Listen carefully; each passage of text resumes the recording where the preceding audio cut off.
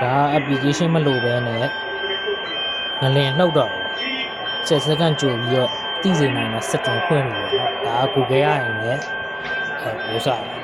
ထည့်ပြီးသားတဲ့ setting ပေါ့ဒါ Android phone အကုန်လုံးနှီးပါမှာပါပါတယ်အလွယ်တကူလည်းလုပ်လို့ရတယ်အဓိကကတော့သူက internet line ဖွင့်လာရမယ် location ဖွင့်လာရမယ်ဒါမှပဲသူကငလင်မလောက်ခင်10 second အလိုမှာအချက်ပြမှာပေါ့နော်။ဘာကြောင့်လဲဆိုတော့ငလင်ကပြင်းပြင်းထန်ထန်မလုပ်ခင် first way ပထမ line ကပထမ line ကအရင်လာတယ်ပထမ line ကပြော့တဲ့အချိန်ကအဲ့ဒါကိုဖုန်းအားလုံးကနေဖမ်းပြီးတော့ဖုန်းလေးကိုအချက်ပေးတာပေါ့နော်10 second ဆိုရင်လည်းအသက်ပေါင်းများစွာကာကွယ်နိုင်ပါတယ်။ဒါကအခုဆိုရင်လည်းသတင်းတွေမှာကြားရတဲ့အတိုင်းမြန်မာနိုင်ငံမှာလည်းငလင်တတိထားမယ်ပါညာဆိုတော့ဒါရှာတွေးတာလေးကိုဝင်မြခြင်းပဲဖြစ်ပါတယ်။တစ်ချက်လေးလိုက်ကြည့်ပြီပါပထမဆုံးဖုန်းဖွင့်လိုက်ပါsetting နဲ့သွားမယ်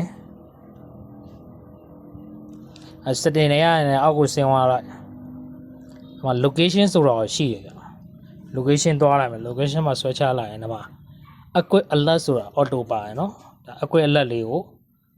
ဒါ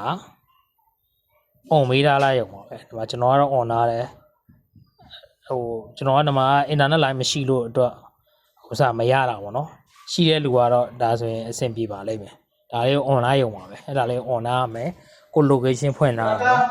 internet line ရှိရမယ်ဒါဆိုရင်ငလင်ပြင်းပြင်းထန်ထန်မလောက်ခင်အချက်ပြမှုအရင်ပို့ပေးတယ်ပေါ့နော်ဖုန်းဒါရန်ကုန်လိုမြို့ပြအိမ်မှာဆိုရင်ကတော့လူတိုင်း internet နဲ့ wifi ကရှိနေကြတာလေဒါကြောင့်ဒီဟာလေးကိုလောက်ထားမယ်ဆိုရင်လိုဝဲဖြစ်ဖြစ်အသက်ပေါင်းများစွာကိုကဲတင်နိုင်မဲ့အခြေအနေလေးတစ်ခုဖြစ်သွားနိုင်တယ်ပေါ့နော်ပြီးခဲ့တဲ့ရက်တော့ဒီကျဲလာမှာ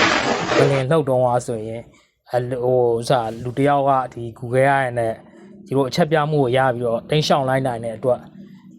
သူတို့တိုက်ကလူ10ယောက်ထပ်မနေလွတ်ရအောင်